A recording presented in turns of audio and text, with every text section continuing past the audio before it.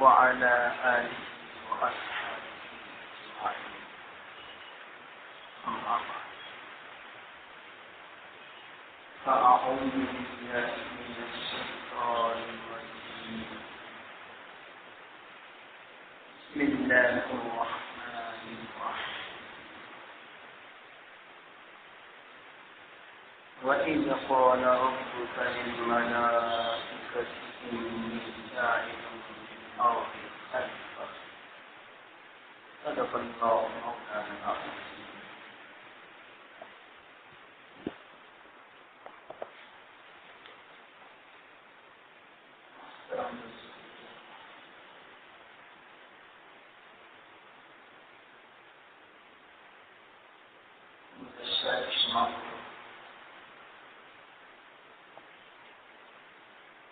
جب میں کہہ رہا تھا اس وقت حضرت آدم علیہ السلام کا پتلا تیار ہو گیا. یہ پتلا اللہ تعالیٰ نے اپنے ہاتھوں سے بنایا تھا. یہ انسان کی شرافت کی بات ہے, عظمت کی بات ہے. دنیا کی کوئی چیز ایسی نہیں کہ جس کو اللہ تعالیٰ نے اپنے ہاتھوں سے بنایا ہو سوائے انسان کے. حوا علیہ السلام بھی نہیں, وہ تو آدم علیہ السلام سے پیدا کی گئی.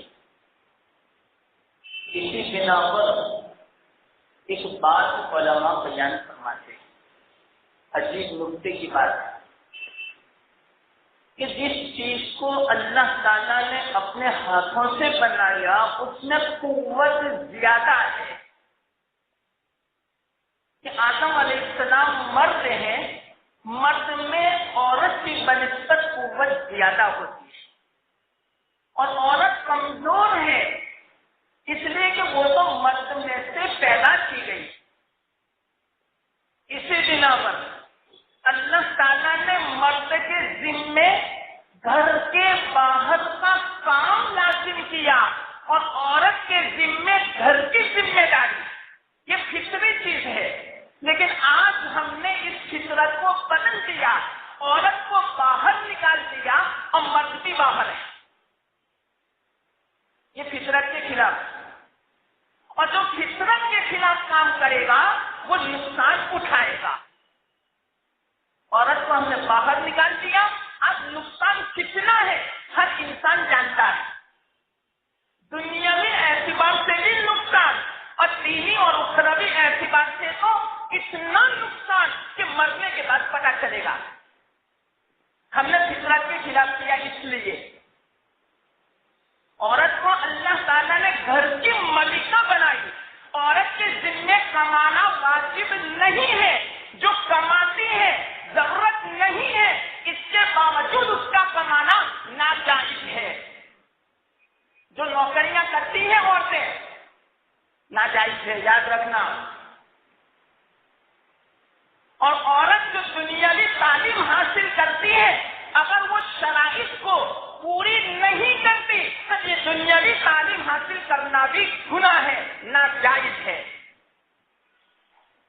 میں یہ نہیں کہتا کہ دنیاوی تعلیم حاصل نہ کرے, ضرورت ہے اس زمانے میں کہ عورت بھی ڈاکٹر بنے, لیکن اسلامی تہذیب کے اندر رہتے ہوئے اسلام کو اور دین کو بالائے طاق نہ رکھے.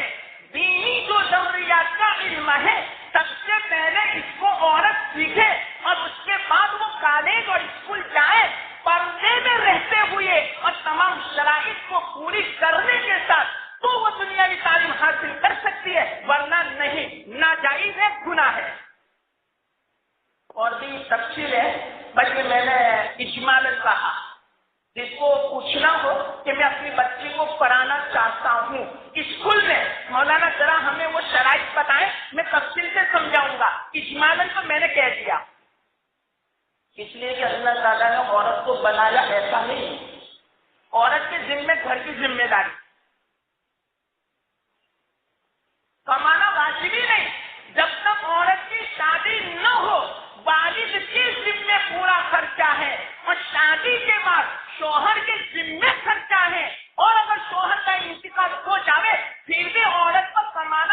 واجب نہیں ہے، عورت کے رشتے داروں پر اس عورت کا خرچہ واجب ہے، عورت کے ذمہ کچھ واجب نہیں، صرف گھر میں رہنا واجب ہے۔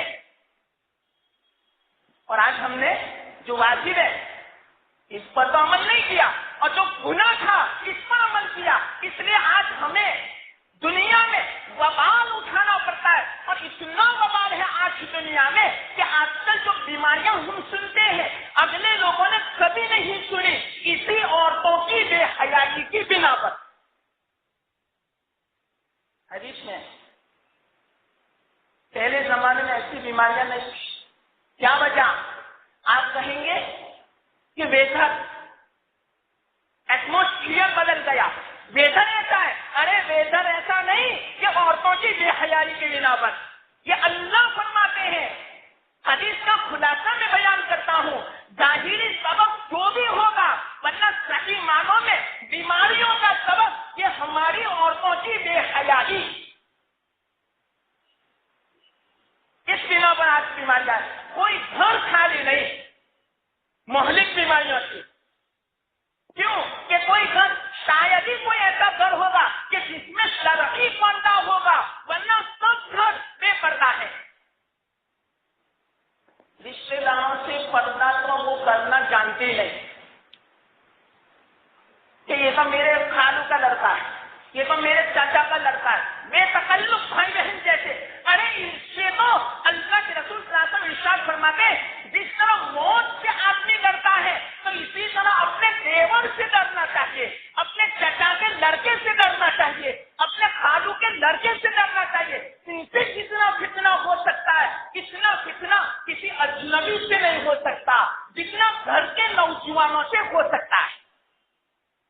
گھر کے نوجوان تو بے تکلف گھر میں آتے ہیں اور اپنی لڑکی کے ساتھ بیٹھتے بھی ہیں، اور باپ اپنی نظروں سے دیکھتا ہے، شوہر دیکھتا ہے، بھائی دیکھتا ہے، لیکن اس کے باوجود ذرہ برابر کوئی احساس نہیں کہ ہم گناہ کبیرہ میں مبتلا ہے، گناہ کبیرہ ہے۔ یہ میں اسلامی احکام سنا رہا ہوں جو فرض کے درجے میں ہے، فرض۔ کوئی گھر خالی نہیں کہ اس گناہ میں مبتلا نہ ہو۔ پھر بعد میں کہاں سے برکتیں آئے، کہاں سے اللہ کی مدد آئے، کہاں سے بیماریاں دور ہو، لاکھوں روپے کے علاج کرتے ہیں لیکن کوئی اثر نہیں۔ اس میں تفصیل بھی ہے، ہر مجلس میں پوری بات نہیں کہتا، مختلف مجالس میں الگ الگ باتیں کہہ دی کہ بعض مرتبہ بیماری اور مصیبت اللہ تعالیٰ کوئی اپنا محبوب بندہ ہوتا ہے اس بنا پر بھی عطا فرماتے ہیں تاکہ ان کے درجات کو بلند کرنا اللہ چاہتا ہے۔ لیکن اکثر وہ مصیبتیں ہمارے گناہوں کی نحوست ہے، قرآن میں بھی اللہ نے فرمایا اس بات کو۔ خیر، وہ جو بات مجھے کہنی تھی کیونکہ گزشتہ جمعہ کو تھوڑی ادھوری رہ گئی، ایسے تو ہر بات ادھوری رہ جاتی ہے، لیکن یہ تو اس لیے میں نے کہا کہ کسی کو اشکال نہ ہو کہ یہ مولوی صاحب لڑکیوں کو پڑھانے کے مخالف ہے۔ نہ، میں مخالف نہیں ہوں، بہت خوشی ہوتی ہے، لیکن خوشی کب ہوگی؟ وہ پردے کے ساتھ ہماری لڑکی اسکول جائے، کسی غیر اجنبی مرد کے ساتھ وہ بات نہ کرے، اس کی طرف نظر اٹھا کے نہ دیکھے، مجھے اتنی خوشی ہوگی کہ میں جانتا ہوں۔ لیکن سب کو معلوم ہے کہ کس طرح لڑکیاں جاتی ہے کالج اور ٹیوشن اور کمپیوٹر کلاس، کس طرح جاتی ہے سب کو معلوم ہے۔ یہ حرام ہے، سن لو، ناجائز نہیں، حرام۔ ایسی جو آمدنی ہوگی اس میں کوئی برکت نہیں، وہ حرام کی سمجھی جائے گی۔ اور آدمی خوش ہے کہ میری بچی کی تنخواہ 50,000 ہے، ارے تم خوشیاں مناتے رہو، مننے کے بعد پتا چلے گا یہ خوشی کیسی ہے۔ تو اللہ تعالیٰ نے مرد کو اپنے ہاتھوں سے بنایا، اور یاد رکھنا روایت میں آتا ہے کہ چہرے کو 2 ہاتھوں سے بنایا۔ اب اللہ کے 2 ہاتھوں کا مطلب کیا، یہ آدمی نہیں سمجھ سکتا، حدیث میں ہے لیکن آدمی نہیں سمجھ سکتا۔ اس کو بولتے کما یلیق بشانہ، اللہ کے شان کے لائق۔ اب معلوم نہیں وہ ہاتھ کیسے، کسی کو بتا نہیں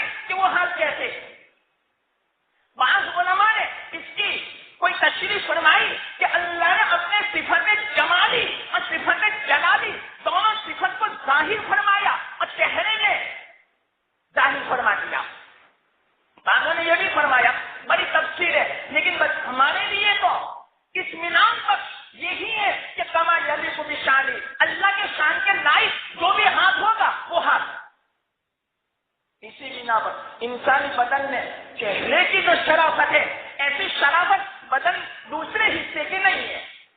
اسی بنا پر حدیث میں آتا ہے کسی کو مارنا ہو تو چہرے پر مت مارو. ممانعت ہے، ناجائز ہے چہرے پر مارنا. چاہے بیوی کو مارنا ہو، چاہے بچوں کو مارنا ہو، چاہے اپنے شاگرد اسٹوڈنٹ کو مارنا ہو، چہرے پر نہیں مار سکتے. یہ ظلم سمجھا جائے گا. کل قیامت کے دن اس کا حساب دینا پڑے گا. اللہ کے رسول صلی اللہ علیہ وسلم تو بہت ناراض ہوتے تو کوئی چہرے پر مارتا اور راضی نہیں ہوتے جب تک کہ وہ آدمی اس غلام کو آزاد نہ کرتا. صرف ایک تماچے کی بنا پر ہزاروں روپیوں کے غلام کو اللہ کے رسول صلی اللہ علیہ وسلم آزاد کروا دیتے تھے صرف ایک تماچے کی بنا پر. اور آج کل بعض شوہر ایسے جلاد ہوتے ہیں کہ بیویوں کو مارتے ہی چلے جاتے ہیں اور کوئی احساس نہیں کہ میرے اوپر بھی کوئی ذات ہے جس کو مرنے کے بعد مجھے جواب دینا ہے. ظلم نہیں کر سکتے. یہ کوئی آپ کی خاتمہ نہیں ہے. یہ کوئی خاتمہ بن کے اور اسی طرح باورچن بن کے اور اسی طرح ڈھوبن بن کے بنیانی بن کے یہ عورت ہمارے گھر نہیں آئی. یہ تو ملکہ بن کے آئی، یہ تو بیگم بن کے ہمارے گھر آئی ہے. اس کا خیال کرنا ورنہ کل قیامت کے دن جواب دینا پڑے گا. حدیث میں تو یہ میں کہہ رہا تھا کہ حضرت آدم علیہ السلام کو اللہ تعالیٰ نے اپنے ہاتھوں سے پیدا فرمایا. جس وقت پیدا ہو چکے پوچھنا تیار ہو چکا. ہماری بات گزشتہ جمعہ سے یہاں سے ادھوری ہے. فرشتے آتے اور اس کو دیکھ کر خوش ہوتے اور یوں فرماتے یا اللہ تو نے کیا حسین و جمیل اور خوبصورت تو نے مخلوق بنائی. لیکن لڑتے تھے فرشتے اور محسوس کرتے تھے کیونکہ ایسی مخلوق انہوں نے کبھی دیکھی نہیں تھی. کس بنا پر؟ اور وہ تو نورانی تھے اور یہ مٹی کے تھے. کس بنا پر؟ ان کو بہت خوف محسوس ہوتا تھا. ابلیس کو پتا چلا. کیوں خوف کرتے ہو؟ کہ ابلیس آیا پورے بدن میں گھسا. اب دوسرے کی بات کہا ایک فرشتوں ڈرنے کی کوئی چیز نہیں، یہ اندر سے کھوکھلا ہے. اگر اللہ تعالیٰ مجھے مسلط کرتے اس مخلوق کے اوپر تو میں اس کو گمراہ کر دوں. یہ کہا حالانکہ ابھی تو خلافت نہیں دی تھی. اس سے پہلے کہ دشمنی ظاہر ہونے لگی تھی. لیکن اس نے ایک بات کہی کہ باقی جانب میں ایک کمرہ ہے، اس کمرے کا کوئی دروازہ نہیں، اس میں داخل نہیں ہو سکتا. ہاں اسی بنا پر یہ خلافت کا مستحق ہو سکتا ہے. اس نے یوں احتمال ظاہر کیا اور بالکل اس نے صحیح بات کہی. کیا وجہ؟ وہ وجہ میں نے بتلائی. یہاں دل ہے، دل، اور یہ دل اللہ کا مسکن ہے، اللہ کے رہنے کی جگہ ہے، اللہ کا عرش ہے. ایمان دل میں ہوا کرتا ہے، اللہ کی محبت دل میں ہوا کرتی ہے. تو ایمان اور اللہ کی محبت اتنی قیمتی چیز ہے کہ اللہ نے اسی بنا پر اس انسان کو اس زمین کے اوپر اپنا خلیفہ بنایا، اس دل کی بنا پر. لیکن یہ دل کی قیمت کب سمجھی جائے گی؟ جبکہ اس دل میں اللہ کی محبت ہوگی، ایمان ہوگا. اور یاد رکھنا ایک ادنا درجے کا ایمان والا، اس کا ایمان اتنا قیمتی ہے، اتنا قیمتی ہے کہ اس ایک آدمی کی بنا پر اللہ تعالیٰ پوری دنیا کو باقی رکھے گا. حدیث میں آتا ہے چاہے وہ کتنا ہی گنہگار کیوں نہ ہو لیکن وہ ایمان والا ہوگا اور اکیلا دنیا میں باقی رہے گا. اس اکیلے کی بنا پر اللہ تعالیٰ پوری دنیا کے وجود کو باقی رکھے گا. یہ ایمان کی قیمت. اصل میں ایمان کی قیمت نہیں، کس کی قیمت؟ اللہ کی قیمت ہے. اللہ کا نام اتنا مجلس، اتنا بلند ہے کہ اس کے مقابلے میں دنیا کچھ نہیں. تو وہ آدمی اللہ کو مانتا ہے، اس کے دل میں اللہ ہے. اس بنا پر یہ پوری دنیا اس مومن کے سامنے ہیچ ہے، کچھ بھی نہیں. اس سے اندازہ لگاؤ کہ مومن کے دل کی کتنی قیمت ہے. اسی بنا پر حدیث میں آتا ہے کسی مومن کو آپ تکلیف نہیں پہنچا سکتے. کوئی بھی مومن ہو چاہے وہ پڑوس ہو، بھائی ہو، رشتے دار ہو، دوست ہو، کوئی بھی ہو، تکلیف پہنچانا حرام. کیوں؟ مومن ہے، اس کے دل میں ایمان ہے، اللہ کی محبت ہے. اگر جو وہ کمزور مومن ہے لیکن کمزور محبت بھی اس کے دل میں ہے اللہ کی، اس بنا پر آپ کسی کو تکلیف نہیں پہنچا سکتے. تکلیف پہنچانا گناہ کبیرہ اور حرام ہے. یہ ایمان کی عظمت ہے، اللہ تعالیٰ نے رکھی. لیکن یاد رکھنا، جب صحیح معنوں میں ایمان آ جائے گا، صحیح معنوں میں اللہ کی محبت آ جائے گی، آپ دنیا کی طرف آپ اٹھا کر بھی نہیں دیکھو گے. دنیا آئے گی لیکن دنیا کی محبت نہیں آئے گی دل میں.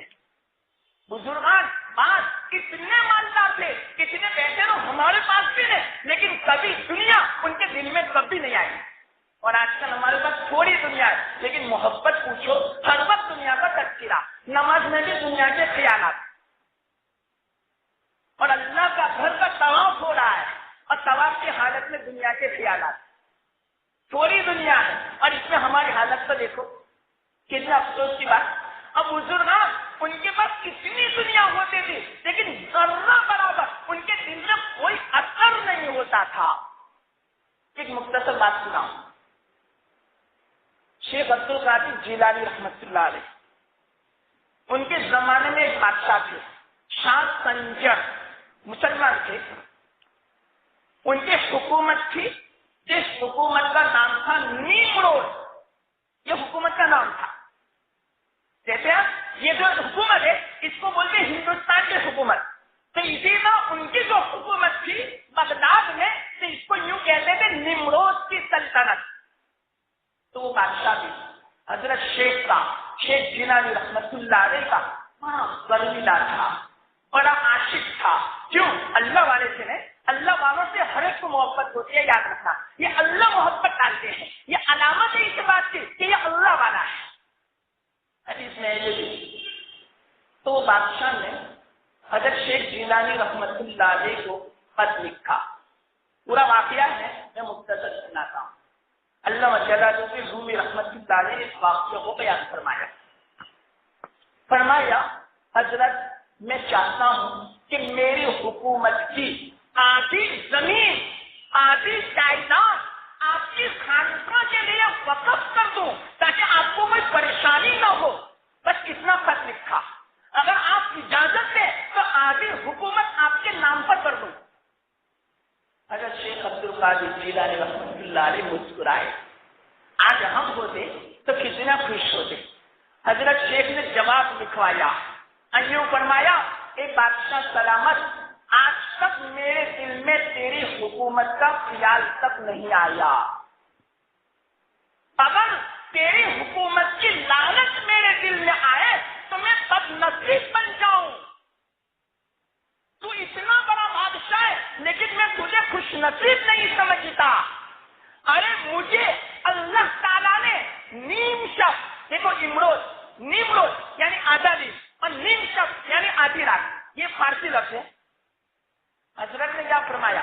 اللہ تعالیٰ نے نیم شب میں مجھے تو اٹھنے کی توفیق عطا فرمائی، اور اٹھنے کے بعد جو میں تہجد پڑھتا ہوں اس تہجد میں وہ جو لطف آتا ہے تجھے پوری حکومت چلانے میں اور پوری حکومت کی ملکیت میں وہ مزہ نہیں آتا ہوگا جو مجھے مزہ آدھی رات گزرنے کے بعد 2 رکعت تہجد کی نماز پڑھنے میں مجھے ملتا ہے.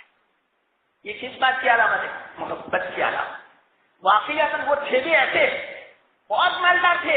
شیخ جیلانی رحمت اللہ علیہ بادشاہ جیسے تھے، وہ بادشاہ اتنے بڑے مالدار، بادشاہ جس کپڑے کو خرید نہیں سکتا تھا وہ کپڑا شیخ جیلانی رحمت اللہ علیہ خریدتے تھے. اب اندازہ لگا اتنے مالدار، لیکن دنیا کی کوئی پڑی نہیں تھی. دنیا دل سے باہر تھی، دل کے اندر اللہ کی محبت تھی.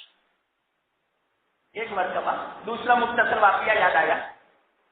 شاہ ولی اللہ محدث دہلوی رحمت اللہ علیہ جامع مسجد کے منبر کے اوپر تشریف فرما ہوئے جمعہ کے دن. اب بیان فرمایا. مغل بادشاہ سب بیٹھے ہوئے تھے، شہزادے بیٹھے ہوئے تھے، سب خاندان والے بڑے بڑے رئیس اور منصب والے اور وزراء سب بیٹھے ہوئے تھے. شاہ ولی دہلوی رحمت اللہ علیہ نے ممبر پر کھڑے ہو کر جو بیان فرمایا اس بیان میں یوں فرمایا، اے مغل بادشاہو سمجھ لو ولی اللہ اپنے سینے میں ایک دل رکھتا ہے، اس دل کی قیمت تمہارے خزانے اور تمہارے ہیرے جواہرات اور تمہارا سونا چاندی اس دل کی قیمت نہیں چکا سکتے۔ یہ کون بول سکتا ہے؟ جس کے دل میں اللہ ہو۔ تو چلو ہمارے دل میں اتنا پختہ تو نہیں، لیکن کم از کم اللہ سے معمولی نسبت تو رکھتے ہیں۔ تو اس معمولی نسبت رکھنے کے باوجود ہماری نظر دنیا کی طرف اٹھے، واقعتاً یہ بڑی ناقدری کی علامت ہے کہ اللہ کو ہم نے نہیں پہچانا، کہ اللہ کی ہم نے ناشکری کی۔ اللہ کی حفاظت فرما رہے، اس لیے دنیا کی لالچ ہمارے دل میں نہ ہو، بلکہ دل میں اللہ کی محبت ہو۔ کسی بنا پر شیطان نے کہا، کسی دل کی بنا پر اللہ نے اس کو اپنا خلیفہ بنایا۔ ٹھیک، آگے کیا ہوا؟ کتنا سب تیار ہو چکا، اللہ تعالیٰ نے 120 سال کے بعد روح ڈالی، 40 سال مٹی کی شکل میں مودی ہوئی، اس کے بعد 40 سال تڑی ہوئی مٹی، اور اس کے بعد 40 سال آواز اور بچنے والی مٹی، اور اس کے بعد 120 دن کے بعد اللہ تعالیٰ نے روح ڈالی۔ یہی سلسلہ اللہ تعالیٰ نے اولاد آدم میں بھی رکھا۔ کیسے؟ قرآن میں ہے یہ کیا سلسلہ کہ 40 حضرت آدم علیہ السلام کے لیے تو 40 سال تھے، اور اولاد آدم کے لیے 40 دن ماں کے پیٹ میں نطفے کی شکل میں بچہ رہتا ہے، پھر 40 سال 40 دن کے بعد خون بچہ جمع ہوا، خون کی شکل میں وہ بچہ رہتا ہے، پھر 40 دن کے بعد گوشت کا لوتھڑا بنتا ہے۔ جب اس بچے پر رحم میں 120 دن گزر جاتے ہیں تو اللہ تعالیٰ اس میں روح ڈالتے ہیں، تو 4 مہینے کے بعد بچے میں روح آتی ہے۔ اسی بنا پر مسئلہ ہے، اگر کوئی عذر ہو، کبھی عذر ہو، وہ عذر بعد میں کسی مفتی کو پوچھ لینا کہ وہ عذر کون سا، کہ جس کی بنا پر اگر رحم دانی صاف کروانی ہو، حمل ٹھہر گیا، حمل ٹھہرنے کے بعد اتنا زبردست عذر ہے کہ عورت کی جان کا خطرہ ہے اور بچے کا بھی خطرہ ہے۔ اب اس حالت میں اگر کوئی ماہر ڈاکٹر نے یوں کہہ دیا کہ ان کی رحم دانی صاف کروانی پڑے گی، تو پھر بعد میں اگر وہ صاف کروانا چاہے تو 120 دن کے اندر اندر کروا سکتی ہے، 120 دن کے بعد نہیں۔ مسئلہ کیوں؟ 120 دن کے بعد 4 مہینے جب پورے ہو جاتے ہیں تو روح آ جاتی ہے۔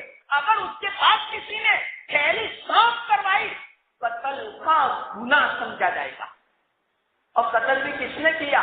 ماں باپ نے، اور کس کو؟ اپنے لاڈلے بیٹے کو۔ ہے کوئی ایسے ماں باپ پتھر دل جو اپنے بیٹے کو اپنے ہاتھوں سے قتل کرے؟ آپ کہیں گے کہ ڈاکٹر کرتے ہیں، ارے ڈاکٹر کو کوئی شوق تھوڑی ہوا، ہم نے کہا تو اس نے کیا۔ اس سے یوں پتا چلا ماں باپ اپنے ہاتھوں سے ایک ننھے منھے کو قتل کروا دیتے ہیں، گناہ کبیرہ قرآن میں ہے، ہمیشہ کی جہنم۔ اگر ماں نے ایسا کروایا اور باپ کے مشورے سے ہوا تو باپ بھی ہمیشہ جہنم میں جائے گا جب تک کہ اللہ معاف نہ فرمائے۔ بہت خطرناک وعید ہے۔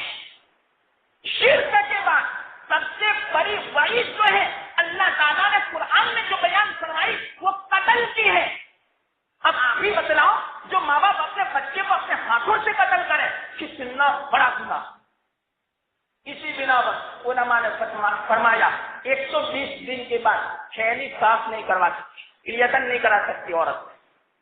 ہاں، اس سے پہلے کوئی عذر ہو، 4 مہینے کے اندر اندر عذر ہو تو تھیلی صاف کروا سکتی ہے، اور وہ بھی تھیلی صاف کروانے سے پہلے مسئلہ پوچھ لینا کسی مفتی سے، ایک دم سے آپ مفتی نہ بن جانا۔ خیر، تو یہ سلسلہ اللہ تعالیٰ نے اولاد آدم میں بھی رکھا۔ جس وقت روح آ گئی، روایتوں میں آتا ہے اللہ تعالیٰ نے روح ڈالی، سب سے پہلے سر میں آئی۔ جیسے ہی وہ روح سر میں آئی گزرتی تھی وہ مٹی کا حصہ گوشت بن جاتا، خون بن جاتا اور ہڈی بن جاتا، اور جیسے سر میں پہنچی سب سے پہلے حضرت آدم علیہ السلام کو چھینک آئی. حدیث میں اتنا حصہ زندہ اور پورا حصہ مردہ. حضرت آدم علیہ السلام اپنے بدن کو خود دیکھ رہے تھے کہ یہ کیا تھا، اوپر والا حصہ زندہ اور یہ میں مٹی کا ہوں. حضرت آدم علیہ السلام خود دیکھ رہے تھے. جس وقت وہ روح سر سے آئی، چھینک آئی، اللہ تعالیٰ نے فرمایا اے آدم الحمدللہ پڑھو. حدیث میں کہ تمام تعریفیں اللہ کے لیے. فوراً حضرت آدم علیہ السلام نے فرمایا الحمدللہ. اللہ تعالیٰ نے اس کے جواب میں فرمایا یرحمک اللہ، اللہ پر رحم فرمائے. اسی بنا پر حدیث میں آتا ہے جس کو چھینک آئے اس کو چاہیے کہ الحمدللہ پڑھے، یہ سنت ہے. اور چھینک کھانے والا جب الحمدللہ کہے اور سننے والے نے الحمدللہ سنا تو سننے والے پر چھینک کا جواب دینا واجب. اگر اس پر عمل نہیں کیا تو گناہ ہوگا. اس لیے ہمیں جب چھینک آئے اللہ کا شکر ادا کرے. کیوں اللہ کا شکر ادا کرے؟ مختصر وجہ سنا دوں. جس وقت چھینک آتی ہے ہماری دل کی دھڑکن بند ہو جاتی ہے. اللہ فرماتے ہیں کہ تمہاری دل کی دھڑکن کو ہم نے بند کر دی. ہم چاہیں تو تمہاری دل کی دھڑکن کو ہمیشہ کے لیے بند کر دے، لیکن جیسے چھینک آتی ہے یہ دل کی دھڑکن شروع ہو جاتی ہے تو یہ روح ہم نے پھر سے آپ کے اندر ڈالی تو پھر سے آدمی زندہ ہوا. تو اللہ کا شکر ادا کرو کہ اللہ تعالیٰ نے ہمیں نئی زندگی عطا فرمائی. دوسری بات، علامہ ابن قیم رحمۃ اللہ علیہ فرماتے ہیں کہ دماغ میں دو رگیں ہیں، ایک رگے صحت اور ایک ہے رگے جزام. جس وقت یہ چھینک کا اثر ظاہر ہوتا ہے وہ دو رگیں آپس میں لڑتی ہے. جو رگ غالب آ جاتی ہے تو چھینک آتی ہے، اگر تندرست والی رگ غالب آتی ہے تو چھینک آتی ہے. اگر چھینک آنی بند ہو گئی تو اللہ نہ کرے کبھی نہ کبھی ہو سکتا ہے تو اس آدمی کو جزام کی بیماری ہو جاتی ہے. اور جزام کی بیماری کا مطلب کیا؟ جس کو ہم صحیح روگ، جس میں انگلیاں اور آدھا جڑ جاتے ہیں، سڑ جاتے ہیں، اس کو بولتے ہیں جزام. ایک چھینک نہ آنے کی بنا پر، بلکہ علماء فرماتے ہیں کہ اس چھینک کی بنا پر اللہ تعالیٰ ایک ساتھ میں دماغ میں 6000 جراثیم خالی کرتا ہے.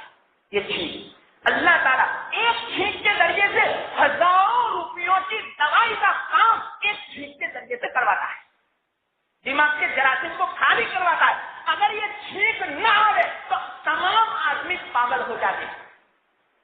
اس چھینک کی بنا پر تو اللہ تعالیٰ نے ہمارا پاگل پنے سے حفاظت فرمائی، ورنہ کتنے آدمی پاگل ہو جاتے ہیں یہ چھینک نہ آنے کی بنا پر. تو کتنی بڑی بات، یہ چھینک اس کو معمولی سمجھتے ہیں. اللہ کا شکر ادا کرو، اور اللہ کا شکر ادا کرنے کے ساتھ ساتھ اللہ تعالیٰ کیا معلوم یہی عمل کو پسند فرما لے اور جنت نصیب فرما لے. میں نے پہلے کبھی ایک واقعہ سنایا تھا لیکن پھر سے میں مختصر سنا دوں. حضرت ابو داؤد سجستانی رحمۃ اللہ علیہ ایک مرتبہ وہ دریا کے کنارے کچھ لکھ رہے تھے. وہ تو محدث تھے، ہر وقت وہ حدیث کی فکر میں تھے. کسی آدمی نے چھینک کھائی الحمدللہ کا، لیکن امام ابو داؤد کو پتہ نہیں چلا کہ وہ چھینک کھائی الحمدللہ کا. وہ لکھنے میں مصروف تھے اس لیے جواب نہیں دے سکے. وہ آدمی کشتی میں بیٹھ کر چلا گیا. حضرت امام ابو داؤد کو پتا چلا کہ وہ آدمی تو چلا گیا اور میرے دل میں جواب دینا واجب تھا، تو فوراً کشتی کرایے پر لی اور کرایہ پر لینے کے بعد اس کشتی چلانے والے سے کہا جلدی سے اس کشتی والوں کے ساتھ ملا لو. جیسے اس کشتی کے پاس پہنچے امام ابو داؤد نے کہا چھینک کس نے کھائی تھی؟ کہ میں نے کھائی تھی. بھائی دیکھو سنو، میں جواب دینا اس وقت یہ خیال ہو گیا، میں آپ کا جواب دینے کے لیے آیا ہوں. یرحمک اللہ، بس اتنا جواب دے کر واپس آ گئے. انتقال ہو چکا. بعد میں ان کے زمانے میں جب وقت آیا موت کا، اس کے بعد اس زمانے میں جو بزرگ تھے ان کو خواب میں زیارت ہوئی تو حضرت نے فرمایا کہ کیا گزری؟ کہا اللہ تعالیٰ نے میری مغفرت فرما دی. تو جو زندہ بزرگ تھے انہوں نے خواب میں یوں کہا آپ تو محدث تھے، لاکھوں حدیثیں جمع کی، اللہ آپ کی تو مغفرت ہی فرما دے گا. تو امام ابو داؤد نے فرمایا کوئی عمل اللہ نے مجھے نہیں بتایا کہ فلاں عمل کی بنا پر آپ کی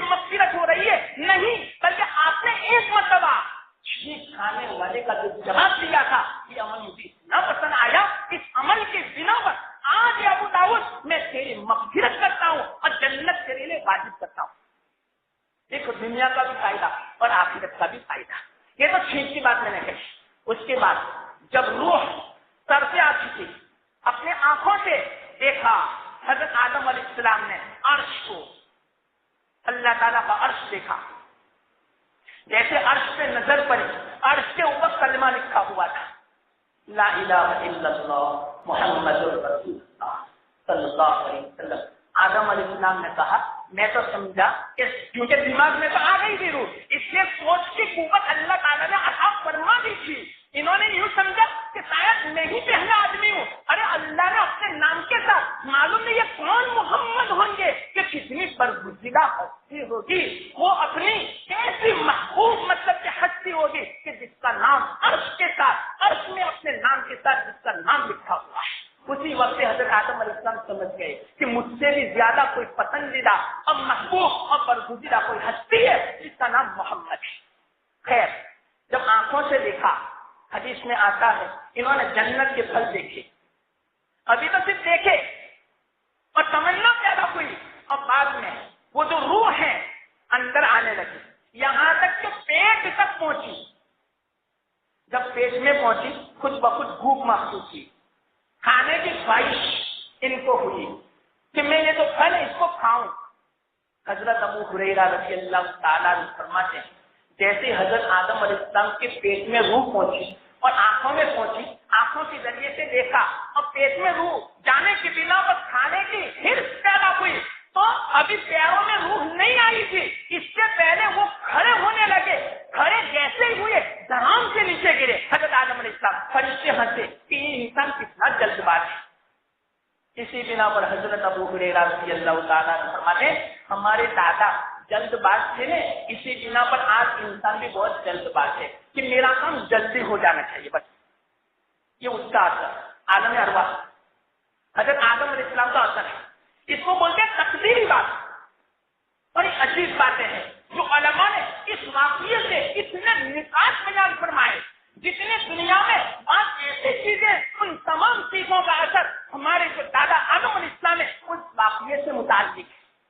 اسی بنا پر قرآن میں ہے خلق الانسان من عجل, انسان کو جلد باز پیدا کیا گیا. اور انسان سے یوں کہا جا رہا ہے کہ تیری روزی میں اللہ تعالیٰ نے 10 کروڑ روپے لکھے ہیں, تو وہ کیا کہتا ہے 10 کروڑ ملیں گے کب؟ ارے مرنے سے پہلے تک مل جائیں گے. نہیں مجھے تو آج چاہیے بس. یہ انسان کی طبیعت ہے, اس کو بولتے ہیں جلد باز. تو یہ کوئی غلط بات نہیں ہے, یہ فطری چیز. کیوں کہ فطرت میں رکھتی ہے. حضرت آدم علیہ السلام کے اندر بھی یہ جلد بازی تھی تو اولاد میں بھی ضرور یہ جلد بازی آئے گی. تو اللہ تعالیٰ نے فرمایا خلق الانسان من عجل. اس کے بعد وہ روح پیروں میں گئی, جیسے پورے انسان بن گئے. اللہ تعالیٰ نے فرمایا اے آدم دیکھو وہ فرشتوں کی جماعت بیٹھی آپ کو دیکھ رہی ہے. دیکھے ہاں یا اللہ میں نے دیکھا, اب کیا کروں کہ جاؤ. حدیث میں آتا ہے اللہ کے رسول صلی اللہ علیہ وسلم ارشاد فرماتے ہیں جب آدم علیہ السلام کی پورے بدن میں روح آ گئی اللہ نے یوں فرمایا کہ آدم فرشتوں کے پاس جاؤ اور ان کو سلام کرو. اب اس کے بعد کیا ہوا, وقت کافی ہو چکا. آئندہ انشاءاللہ اللہ تعالیٰ نے جو کہنے کی توفیق عطا فرمائی اس کو قبول فرمائے اور سب کو عمل کرنے کی توفیق عطا فرمائے. واقعی دعوانا الحمدللہ.